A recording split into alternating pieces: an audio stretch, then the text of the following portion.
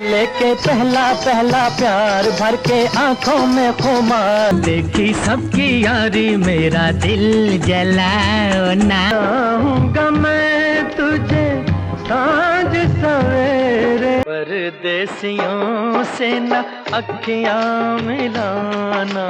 रफी साहब के इन गानों को सुने तो लगता है कि वो सुरों की एक ऐसी विशाल नदी थे जिसके किनारे पर आकर करोड़ों श्रोता अपने संगीत की प्यास बुझाते हैं। आज मौसम बड़ा बेईमान है, अगर दुश्मन जमाना गम नहीं।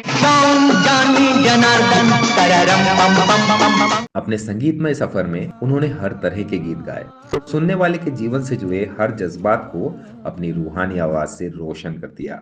उससे अच्छा कौन है, बहारों फूल बरसाओ, गरीबों की सुनो वो तुम्हारी सुनेगा। लेकिन जिस तरह हर बड़ी नदी को पतली सी धारा के साथ अपने जीवन की शुरुआत करनी पड़ती है, उसी तरह किसी भी इंसान के, चाहे वो कितना भी महान हो, सफर की शुरुआत बहुत छोटी सी ही होती है। संगीत प्रेमियों के लिए एक देवता का दर्जा हासिल करने वाले रफी साहब की शुरुआत भी ऐसे ही हुई थी। कभी तो ऐसा था कि हमको मारते भी थे, इतने खिलाफ थे गाने के, और फिर आखिर जीत तो संगीत की हुई और मेरी हुई। आज मैं इस खास वीडियो में आपको वो बात बताने वाला हूँ कि रफी साहब को कैसे अपना पहला सुपरहिट गीत मिला और फिर उसके बाद उनका संगीत का सफर कैसे पहाड़ों और मैदानों का सीना चीरते हुए आगे बढ़ता गया। तो चलिए शुरू करते हैं गीत और संगीत का ये सुरीला सफर।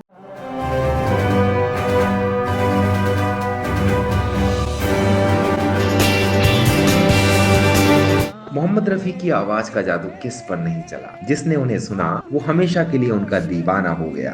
तेरी दुनिया से दूर चले हो के मजसान तेरा होगा मुझ पर। उन्होंने अपने फिल्मी करियर में एक से बढ़कर एक सुपरहिट गीत गाए और अपने दौर के हर बड़े अभिनेता की आवाज बने। लेकिन एक वक्त ऐसा भी था जब रफी साहब एक एक पैसे के लिए मोहताज थे। बुरे वक्त में संगीतकार नौशाद अली ने रफी साहब को ब्रेक देकर उनको फिल्म इंडस्ट्री में एंट्री दिलवाई। तेरे हुस्न की क्या तारीफ करूं। नौशाद के दिए हुए उस मौके के बाद रफी ने फिर कभी पीछे मुड़कर नहीं देखा। दरअसल 4 दिसंबर 1924 को जन्मे रफी साहब जब महज 13 साल के थे तब उन्होंने पहली बार स्टेज पर परफॉर्म किया था। वो स्टेज केएल सहगल के लिए था, लेकिन स्टेज पर बिजली का इंतजाम नहीं था। उधर केएल सहगल को सुनने आए श्रोताओं ने हंगामा शुरू कर दिया था, इसलिए आयोजकों ने छोटे से रफी को बुलाया और गाने के लिए कहा।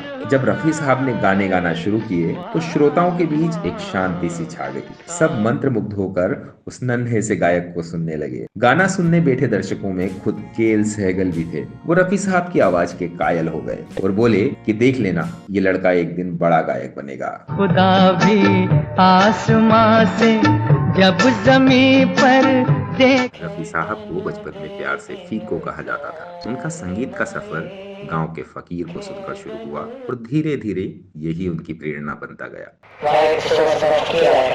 तो गाकर पैसा मांगता, तो जब गाता था वो तो उसकी आवाज मेरे को अच्छी लगती थी, तो मैं वो ज्यादा चाहता था, उसके पीछे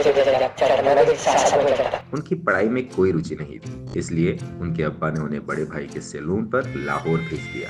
1933 में एक बार रेडियो की बड़ी हस्ती पंडित जीवनलाल वहां शेविंग कराने आए तो उन्होंने 9 साल के नन्हे रफी को वारिस शाह का हीर गुनगुनाते हुए सुना। उनकी आवाज में एक मस्ती भरा जादू था, इसलिए पंडित जीवनलाल मट्टू ने उन्हें ऑल इंडिया रेडियो के लिए सिलेक्ट कर लिया। उन्होंने ही रफी साहब को पंजाबी संगीत की ट्रेनिंग दी और उनकी गायकी को और निखारा। जब उन्होंने 1937 में महज 13 साल की उम्र में ऑल इंडिया एग्जीबिशन लाहौर में पहली पब्लिक परफॉर्मेंस दी तो सब तरफ उनकी गायकी के चर्चे होने लगे।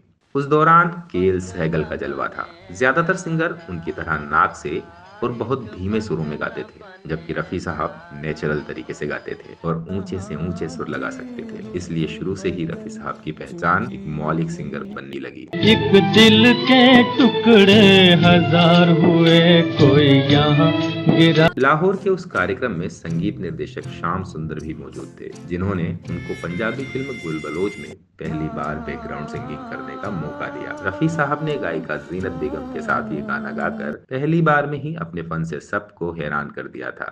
याद ने बहुत सताया, बहुत पाया, ओ सानू कुछ भी समझ। गुल बलोच के निर्माण के दौरान उन्हें मुंबई से भी बुलावा आने लगा। तब लाहौर के अलावा बॉम्बे और कोलकाता में फिल्मों का निर्माण हो रहा था। सबसे पहले मुंबई के एक्टर और प्रोड्यूसर नजीर ने ऑफर दिया। रफी साहब के दूल्हा भाई हमीद ने लखनऊ में संगीतकार नौशाद साहब की तरफ से रिकमेंडेशन लेटर भी लिखवाया। इनके अलावा नजीर ने रफी साहब को 100 रुपए और बॉम्बे का टिकट भेजा था। यहाँ उन्होंने फिल्म पहले आप के लिए पहला हिंदी गाना रिकॉर्ड किया।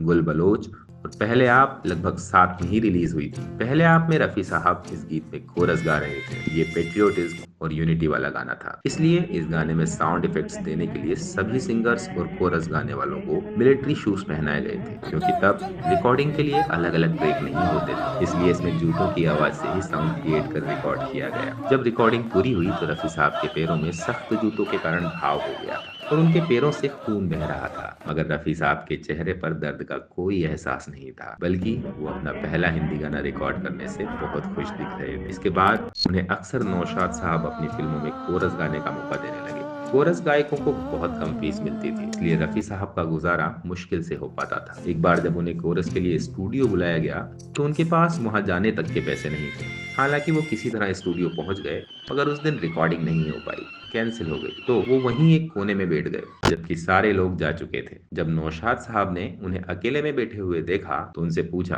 कि तुम घर क्यों नहीं गए? तो रफी साहब बोले, मेरे पास घर जाने के लिए पैसे नहीं है, वैसे भी मुझे कल आना ही है, तो आज रात में यहीं बिता लूंगा, कल फीस मिलेगी तब घर जाऊंगा। नौशाद साहब ने बोला कि तुम अकाउंटेंट से अपनी फीस ले लेते और घर चले जाते हैं। तो रफी साहब बोले, मैं बिना गायक फीस कैसे ले लेता? उनकी ईमानदारी से नौशाद साहब बहुत प्रभावित हुए और उन्होंने 1 रुपया देते हुए बोला कि आज तुम घर जाओ, कल फिर आ जाना। दिल हो काबू में तो दिलदार की ऐसी है। उन्होंने 1945 में श्याम सुंदर के संगीत निर्देशन से सजी फिल्म गांव की गोरी में ये गाना गाया, जिसमें वो तब के मशहूर गायक जीएम दुर्रानी के साथ बेहतरीन तालमेल दिखा रहे थे।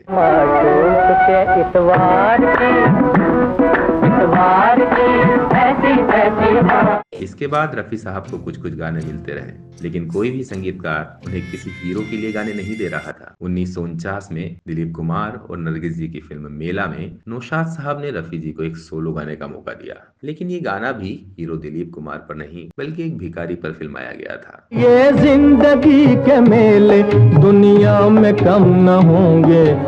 रफी साहब ने इस गाने में जैसा परफॉर्म किया उससे नौशाद साहब समेत तमाम संगीतकार हिल गए। उन्हें साफ लग गया कि गायकी का सुपरस्टार आ चुका है, इसलिए वो रफी साहब को लगातार मौके देने लगे। लेकिन इसमें भी बाजी मारी नौशाद साहब ने। उन्होंने रफी साहब से बेजू बावरा में कठिन बंदिशों पर इतने सुरीले गाने गवाए कि वो नंबर 1 गायक बन गए। तू गंगा की मौज में जमुना का धारा, दुनिया के रखवाले, इंसान बनो कर लो भलाई का कोई काम, तरपत हरिदर।